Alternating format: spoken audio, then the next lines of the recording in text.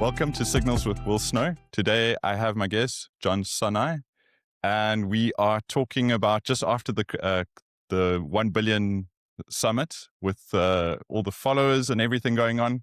There were 30,000 creators there, entrepreneurs and builders from representing 116 different countries and 3.5 billion followers as an estimate. So Wow. absolutely insane. I'd like to know how many views must have been. Like, if you had to combine all those people's views, that must have been the bazillions. Man, it must have been Yeah, crazy in the trillions for sure. Yeah. And I found you on, I believe, LinkedIn. You posted something very interesting with regards to the future of work is kind of moving away from the corporate side of things and really kind of very personal. And we're moving into arguably a one-person company. And like, we don't know what that's going to look like, right? It's going to be super interesting. And yeah, John, you've obviously sat at the forefront of this. You're a best-selling author with all your books, and you've been thinking about this and predicting the shift for years now. You've spoken with keynotes for 500 Fortune companies, advised governments on AI strategy, and then also helping shape, really, I want to call it the mindset of people around us. And you're writing about changing an ecosystem or creating an ecosystem that talks about the thesis of this one-man company. And what we want to sit down today is really explore this now and really deep dive into the creator economy. So John, just welcome to the show. Thank you. It's great to be here. Nice to see another fellow South African in this country doing so well. So congratulations to you as well. Thanks, John. Enjoying it here. I always say to my listeners, come to Dubai. It's an incredible place. Really creates opportunity and so enabling. I've never been enabled by a government as much as I have here. So grateful. Like I'm the number one brand ambassador for Dubai, no matter where I go online. You've seen some of my posts about Dubai, the potential it has. And I think one of my favorite things about Dubai, it has no past. And because it has no past, it only has a future to work with. And if you think about it, many countries have serious pasts, especially ours. Lots of trauma, lots of, not cool. Apartheid wasn't a good thing. And so there's a lot of trauma to be healed there. And there's a lot of blood on the land because of all the wars. And here, there's none of that. Here is clean. It's a clean slate. And so your energy is focused on only developing the future, not caught up into the past. Yeah, and I also think we've spoken about it before we started this, but the cultural diversity and playing into that space, it almost makes everybody so accepting because everybody has the same standing. Yeah. And I always look at it as like the Emirati nation. They call us expats, not immigrant labor or anything. And it's a very respectful term. But they know they want us to help build this nation. And it's just like you say, incredibly grateful. Incredibly grateful, yeah. And every time I do meet an Emirati, I always say, thank you so much for having us here.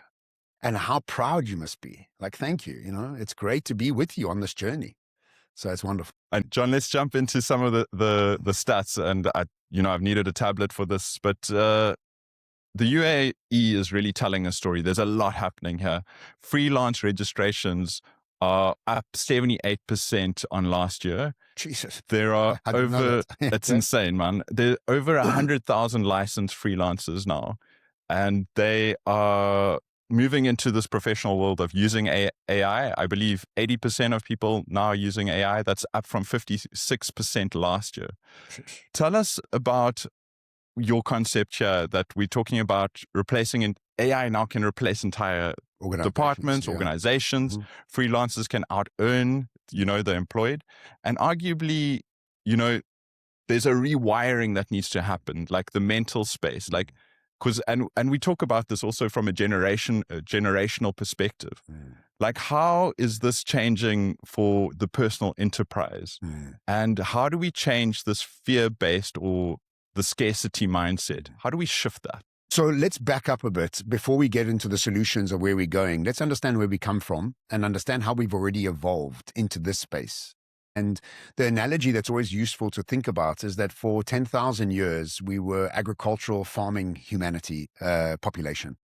99% of us were farmers. And the way we added value to the world was very much based on our obedience to our forefathers, understanding the seasons, and our physical strength. And so for 10,000 years, the way you added value to the world was a very simple 3-step process. when the Industrial Revolution began, the very skill set that you added to the world got replaced by tractors and machinery. So physicality became a very secondary skill set. And because physicality got replaced, we started to develop intelligence. And this idea of intelligence became something that we were educated into through a process of systematic, organizational, logistics, logical way of thinking, and very much addicted to certainty. And over the last 200, 250 years, our addiction to certainty and our need to be logical to solve complex problems was very much top of mind. And the better you were at that, the more successful you'd become. The better you followed the system, the better you were able to play the game of getting the degrees and working the corporate jobs, the more you'd be celebrated. Yeah. And so it's not a fear base that people are having. It's a familiarity problem. And so what's happened over the last sort of 5 years, let's say, is our understanding of how to add value to the world is changing dramatically. And it's only because of the advent of AI. And as AI starts to come in, it's replacing our IQ. And what we were always prized for was IQ for the last 200 years, just like we were prized for PQ, physical quotient, intelligence quotient is now being replaced by adaptability quotient. Wow. And this adaptability quotient is forcing us to start to evolve ourselves as humans. And what I always remind my audiences is that if the tractor didn't arrive, you'd all still be farmers. Or we would all be farmers. Why would you evolve if there wasn't a forcing of? And guess what? Massive panic when that happened. Massive. And so here we are again at another standpoint where the paradigm is shifting. And remember that the organizational system was developed to bring efficiencies and profitabilities based on the addiction to certainty that the Industrial Revolution got us to become hooked into. Yeah. And so now that we arrive at this new juncture where AI is replacing IQ, the skill set of the future become very, very different. The skill set of the future become adaptability. And adaptability is based on the effect or the ability for you to unlearn, to relearn, to unlearn, to relearn, to unlearn, to relearn continuously. Not even once or twice, continuously.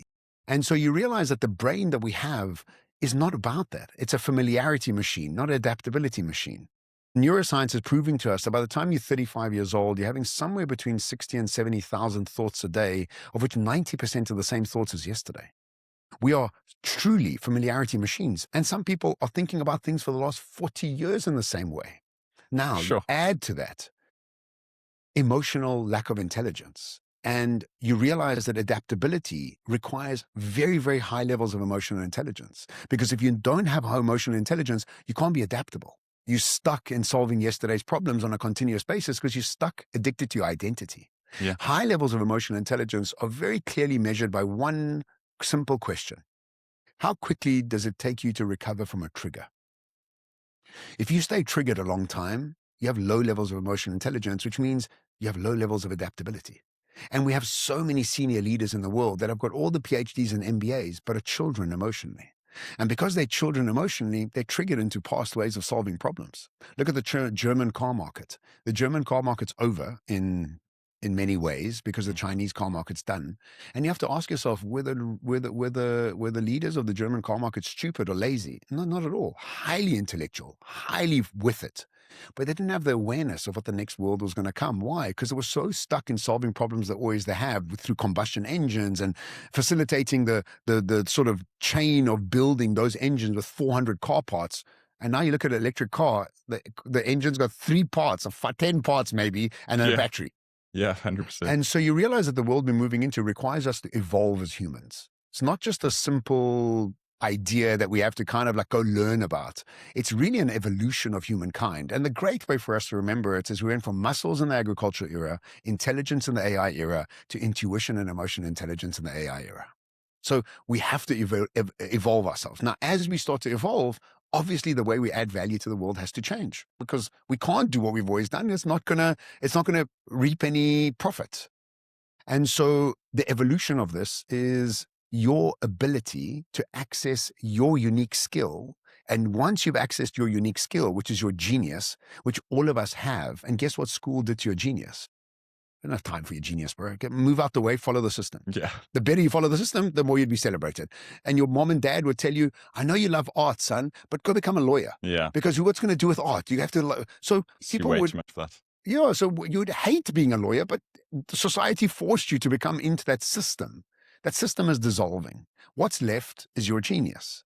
And so in order for us to become more worthy or way to add value in the future, you have to access your genius, because what your genius does is makes you unique.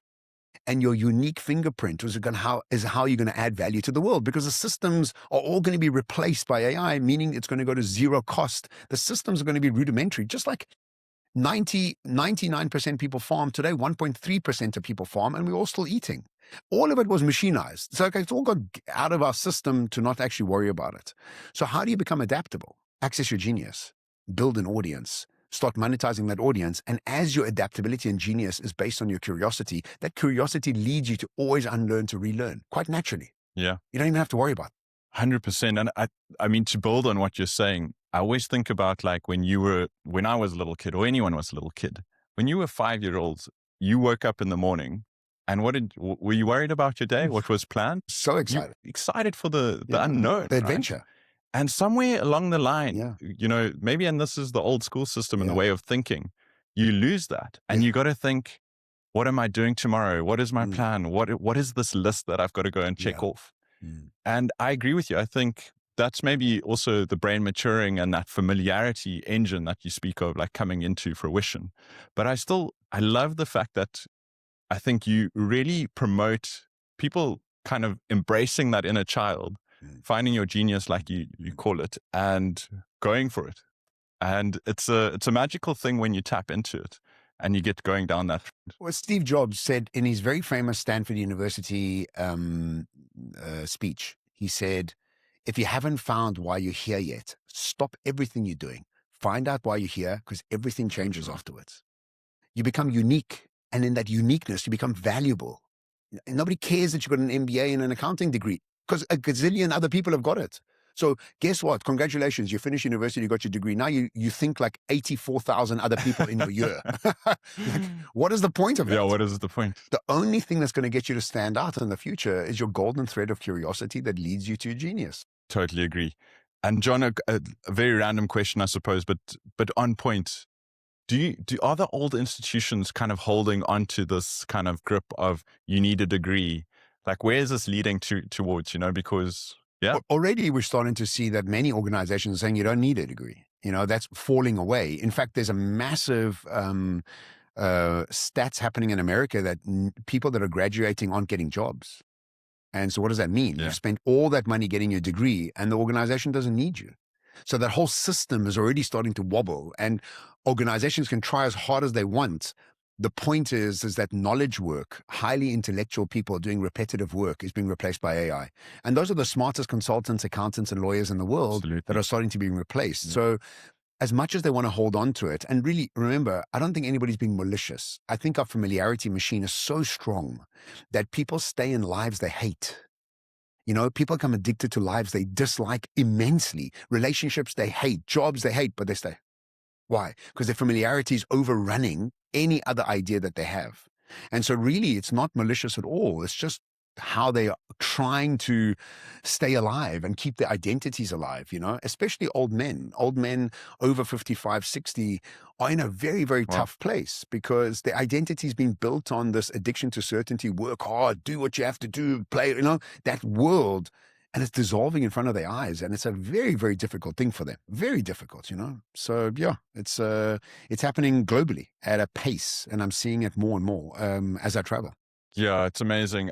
I do think there's going to be some sort of space, if those people really want to integrate, or they've gone too far, like past that generational gap where they can't relearn. Like, where do you see somebody at the back end of their 60s? Yeah, of course you can. I mean, firstly, you ought to realize that your brain is malleable. Firstly, your brain is not solid state. You also have to realize that the entrenchment of your personality is based on a repetition of thoughts. And those repetition of thoughts you call belief. And those beliefs they're just thoughts that you've thought a long time. Yeah, that's all they are. And repeated. And so it's given you personality.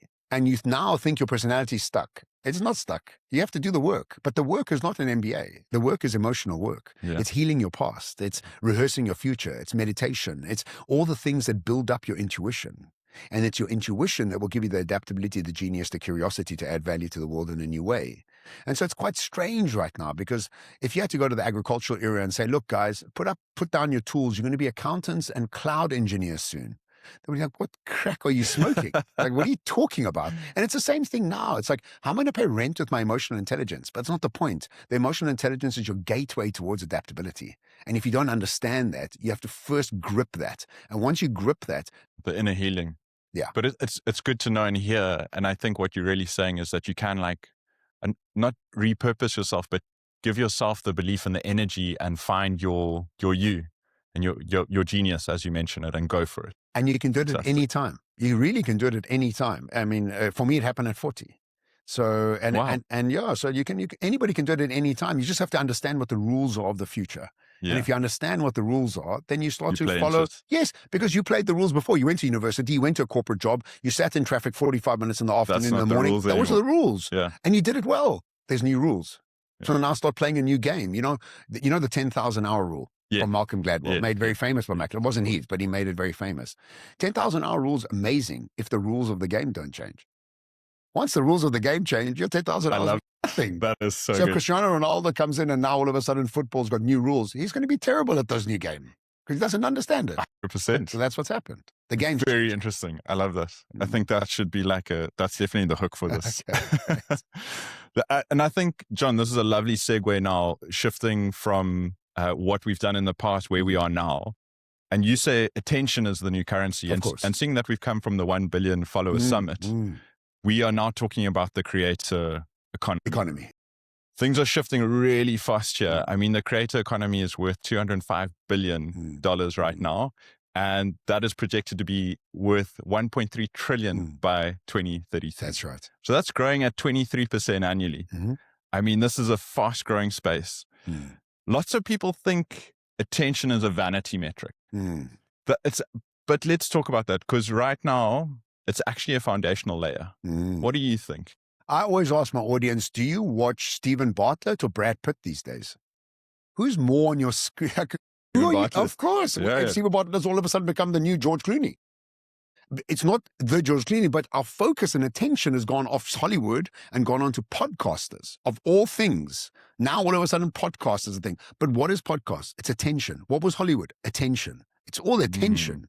And the reason that we love Dubai so much, attention. Think about all the energetic attention that's on Dubai right now and what that does to the space that you're in. And so energetically, it's all gone into what grows is based on what you give attention to.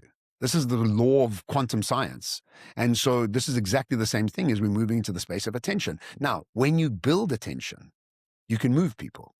If you don't build attention, you can't move anybody. So I've written many books, and I always say that if you don't market your book, it could be the best book in the world. Nobody would give a toss because who cares? You haven't marketed it.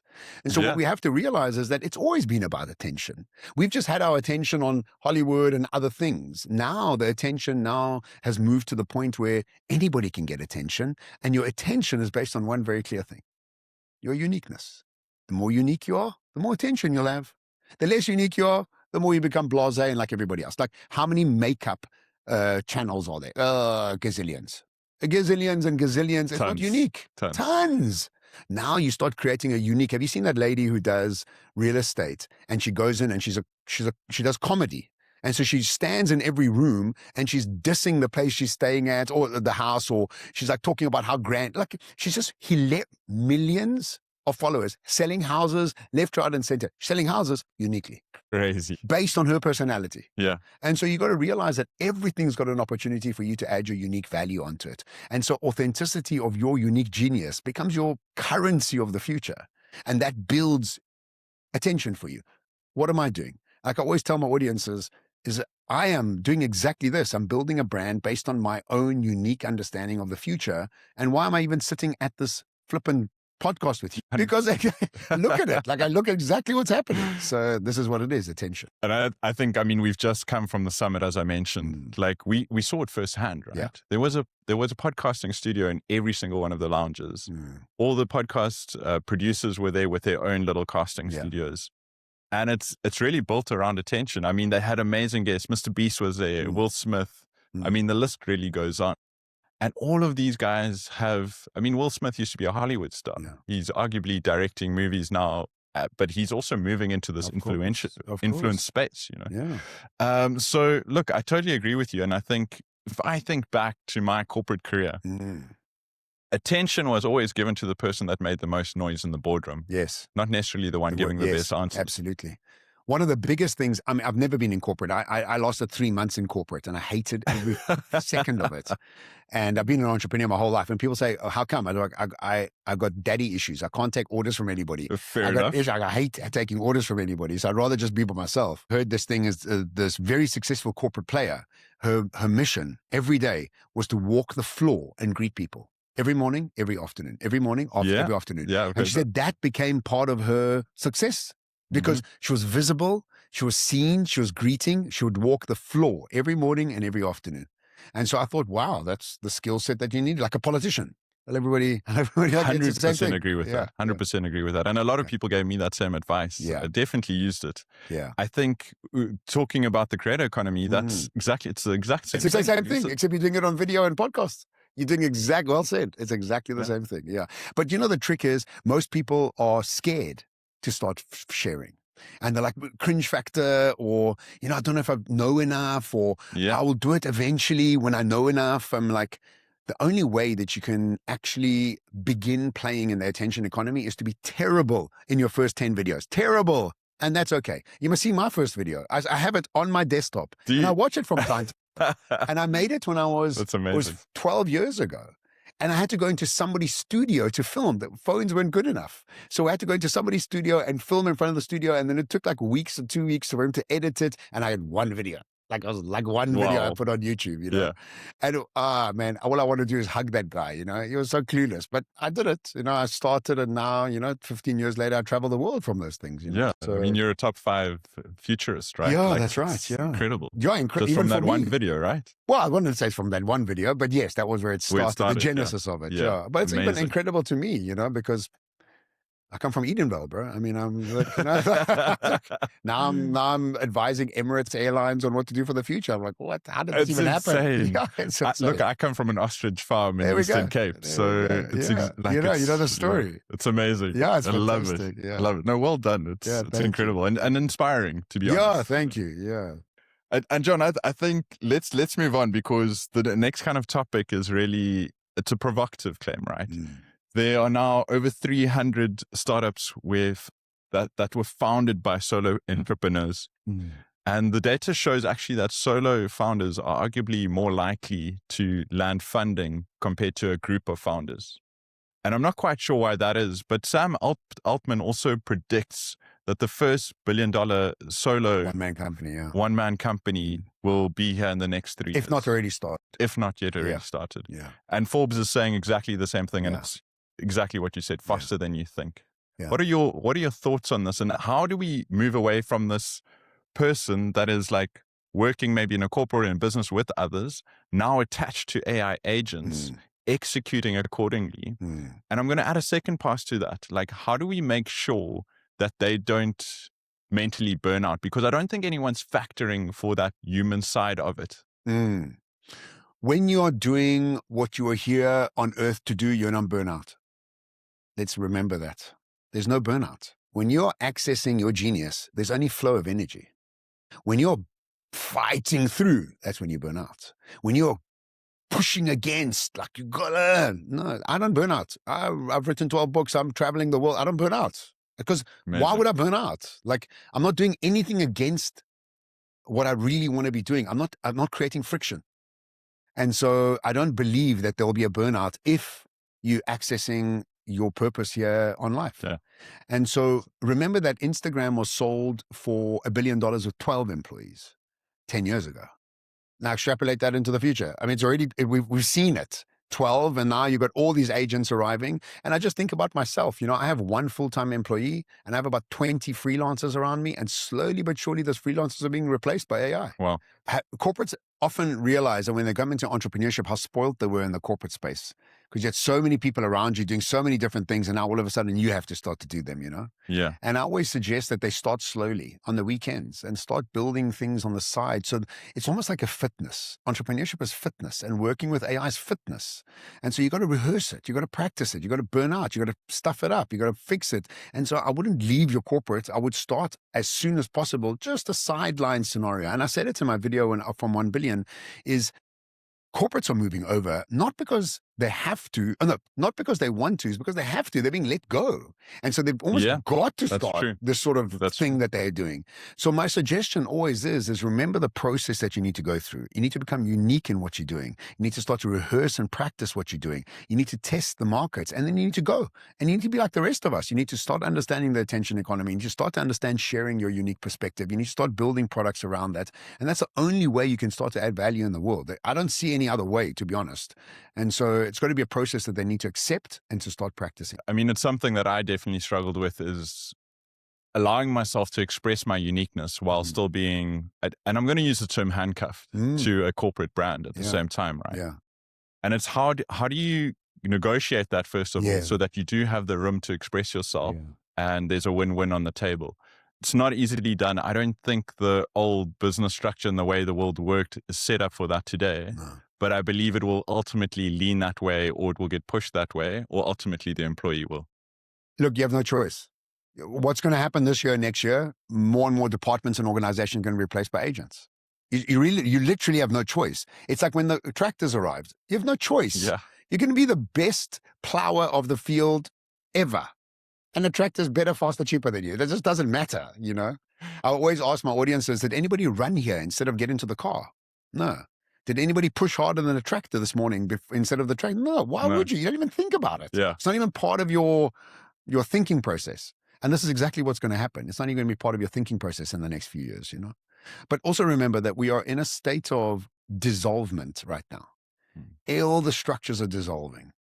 Everything from education to healthcare is untrustworthy. Everything from the economy to government is untrustworthy, especially except here in UAE. But most other governments are very untrustworthy.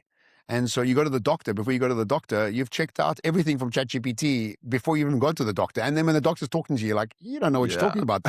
So education, you're like, yeah, I don't even know why I should be doing that. I'm not sure about that. Yeah. So everything we implicitly trusted is not trustworthy anymore. So we're in the state of dissolving, and which means that you have to dissolve your identity. This current identity you have can't add value in the new world. And so a lot of my new work that I'm doing right now is identity shift. And leadership and strategy is not about leadership and strategy. It's about your identity. Yeah. And if you don't evolve your identity, you can't actually add value in a new way. Yeah. And I believe you ultimately have to put yourself in a space where you can express your identity. Arguably, the most dangerous space and the most unsafe space to be today is sitting in a seat in a corporate. And in a service-orientated consulting course for corporate. No, you're in trouble. And I work with PwC, EY, I work with all of them. They're in trouble. They know they're in trouble. I'm sitting in the conferences. I hear what they're saying to themselves. They know, but they're stuck. Wow. Even MasterCard. I worked with MasterCard. They know. They know it's coming. You're going to move money on Bitcoin for 0.02 cents instead of whatever their fees are, you know? Yeah. So that's also, they also know it, but they're inside the bottle, you know? It's very difficult to read the label from inside the bottle. Yeah. But we also, I mean, we're also changing like a global structure here that's been running for decades, right? 80 years. Yeah. So it's 80 years, it's not since going to change 1946. it's not going to change overnight. In pockets it is. Okay. In pockets it is moving. In some pockets it's slower. But the people that were the most successful in the last era are the slowest to change because they don't need to, you know, they're holding on tight. That's why Dubai is so amazing. It has no past. There's nothing to hold on to. Yeah. I think part of that, John, you mentioned post daily and get your cinematic kind of side of the world out and the visual side of things. Now, it's a hell of a thing to kind of do if you don't know how to do that. And it's quite challenging if you think about it, becoming a photographer, a sound audio person, a script writer. What is your advice and your experience around this for people that are trying to find their genius? Outsource. Like, don't do it yourself. I know what I'm good at. I'm really not good at that stuff. So I outsource it. I'm meeting with more and more people to help me build that side of it. And when I tell people, last night I met with this very, very top interior designer, and he was talking about business development. I said, what are you doing hiring a business development person? Why don't you hire someone to film you doing what you're doing, edit it and put it online and let people find you? Business must find you. And also when business finds you, your power dynamics are different. They are coming to you to work. So that means that you sit in the power seat. If you're doing business development, you're like, please see me, please, can you work with me? Your power dynamics. And that's just by people showing people your work, that's right? All, it's like so simple, right? Yeah. And he was like, I don't have time. I'm like, listen to me carefully again. Hire somebody to follow you, to post. You don't have to do you just carry on doing exactly what you're doing. And so I think the thing also is realizing that you don't have to be the cinematic person. You don't have to be the script writer. Outsource it. Remember what you have to do and then build a team around you that can help you. And also with the advent of AI, soon enough, we'll be able to have any background in any space, in any time. And so that's also going to happen. But let's remember something. All of the things we're talking about in the creator economy, AI is also starting to create characters online. And that's true. These creators that are going to be AI driven are going to make the creator economy wobble a little bit because we don't know if they can trust them. We don't know if they're real or not. So there's also that we have to take into account, which means that the only thing that's left moving forward will become human to human connection, human to human experiences. And so we have to develop our genius to add value in the space, but also online. And we don't quite understand how that online thing's going to be with these AI characters. Yeah, it's going to be so weird. So we're not quite sure how that's going to play out. But ultimately, where you're going to add value is by your unique fingerprint, no matter which way you want to skin it. Yeah, whether you have your digital twin, whether you're out there or not, whether you're meeting people. Like ultimately, I believe that, and I've spoken to a lot of people that said this, we don't create AI for AI. Once AI stops serving us, it doesn't, like, there's no point in having it, right? And so whatever we create has got to be very specifically human, right? There's got to be a human context to it. And it's a kind of a weird world because you kind of start thinking AI is going to do its own thing for itself over there. But ultimately, really, like what you're saying is human interaction is gold. It's going to be even more worthy, like it's going to be more and more expensive. I have a talk called IRL, the only trend to watch in the age of AI. And IRL stands for in real life.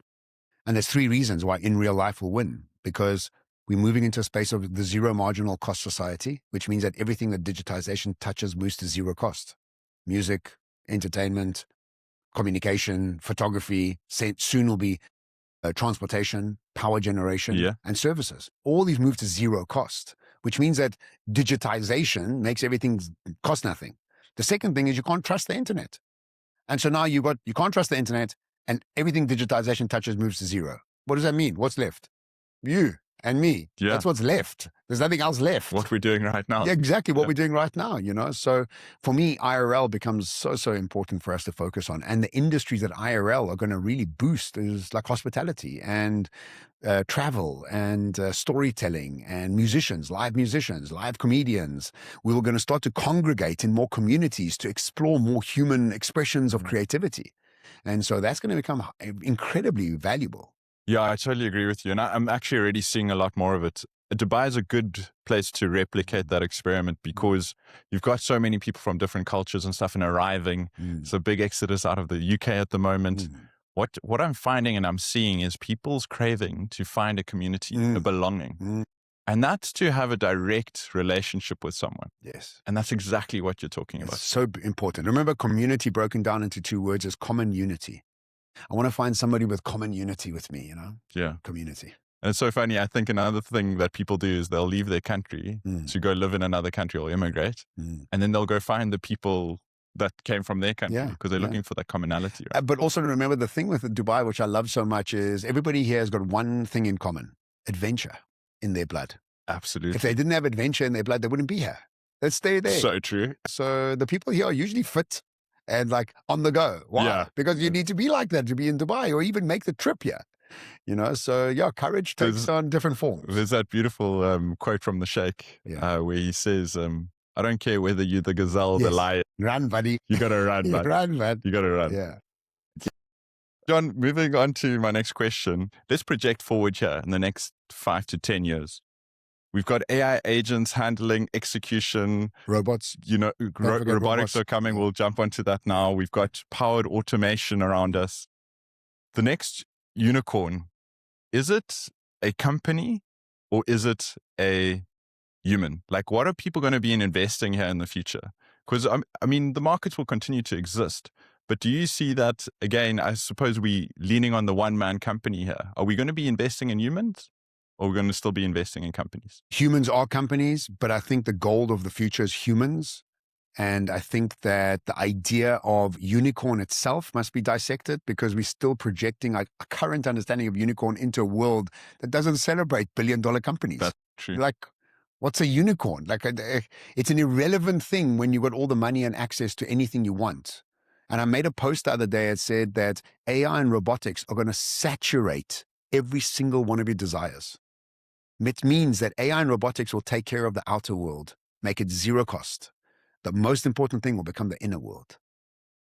And so you got to realize that we're moving into the zero-costed, hyper-abundant world. What's a unicorn, bro, in that world? It's a nothing. It's a useless concept. And so that's the problem, not a problem, but what we mostly do is we take our current understanding and project into the future. Like a big discussion is UBI, right? Universal Basic Income. No, that's impossible. It's going to make brain. I said, yes, from this perspective, it doesn't make sense. But when you're in a world of hyper-abundance and everyone's got access to everything, the rules are different. Yeah. So your access are different. Yeah. So the celebration of the future is humans.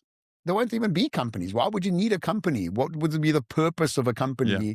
So, and I've spoken about this before on previous interviews, but that really starts leaning towards the utopia, right? Like it's a Star Trek kind of future.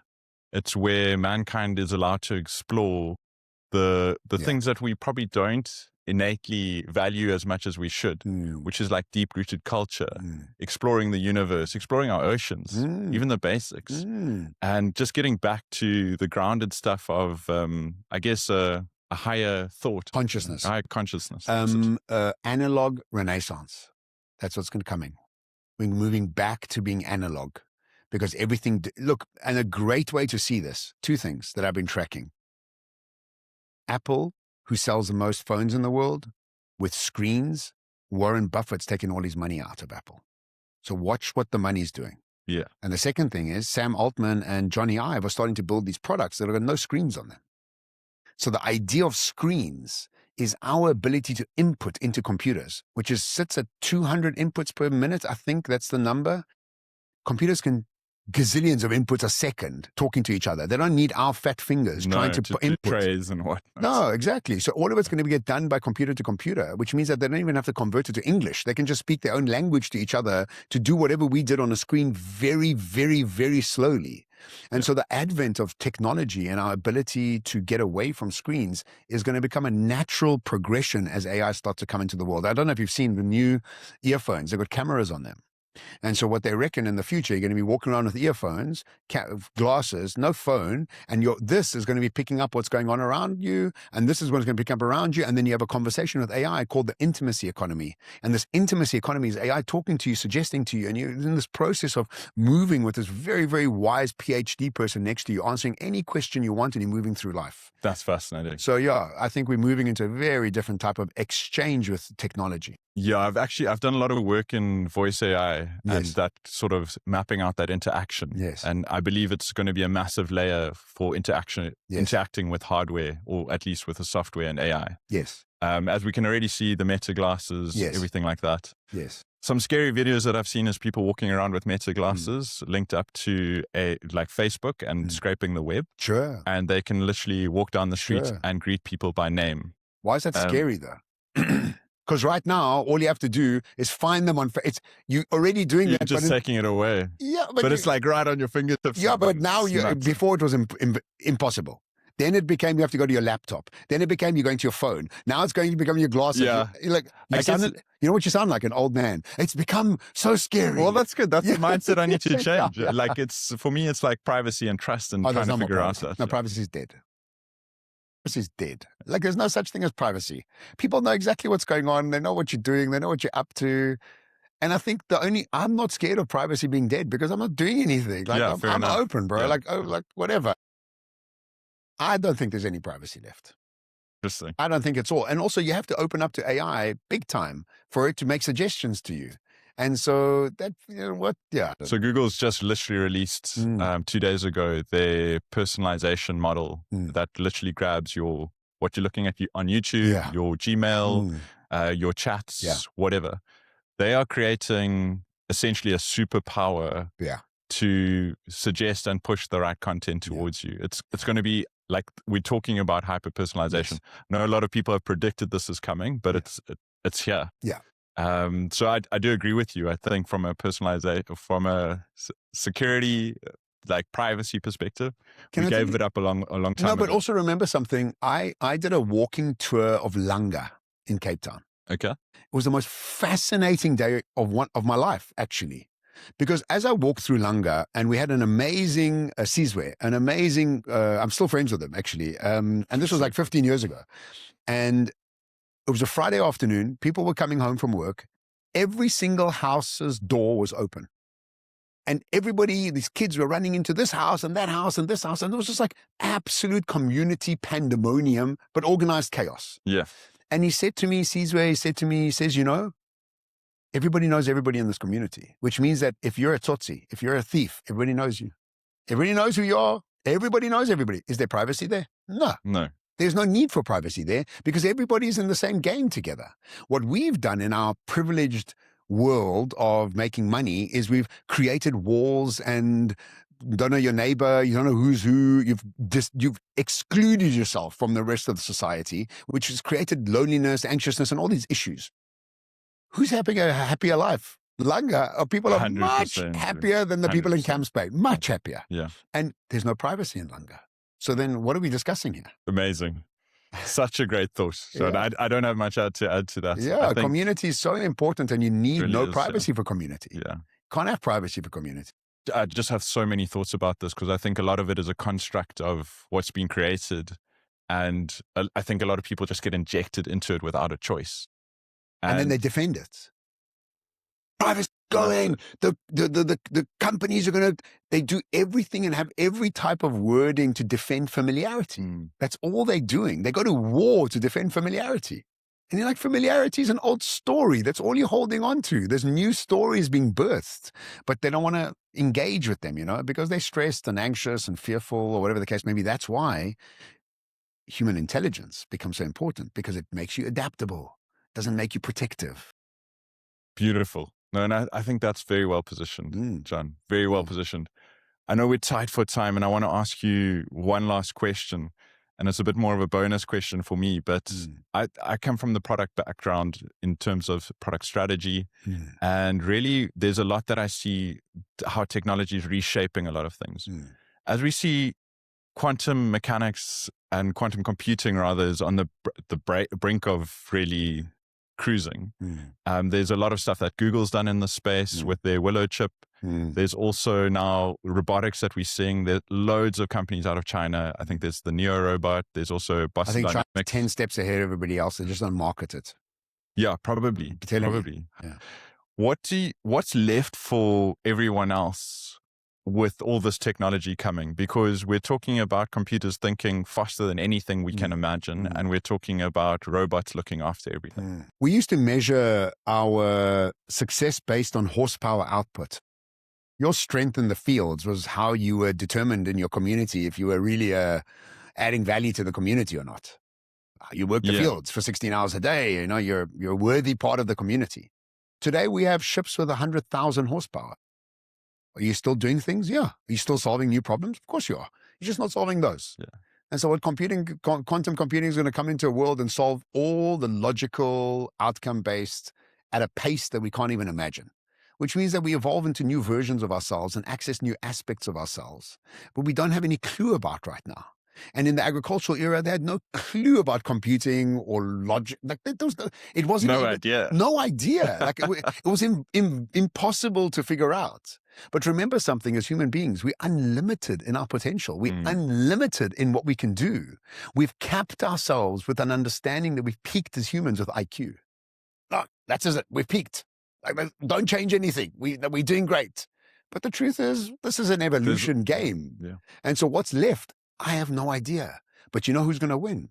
the people that are optimistic about dealing with uncertainty. Those will win because they're exploring uncertain, uncharted spaces, and they're doing it with enthusiasm, with their lens of genius.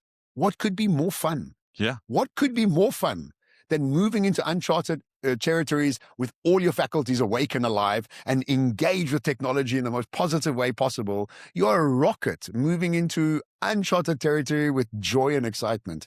So what's left for us is a system of accessing that joy, genius, and excitement. That's the system you have to access. Once you access that genius, everything else looks after itself.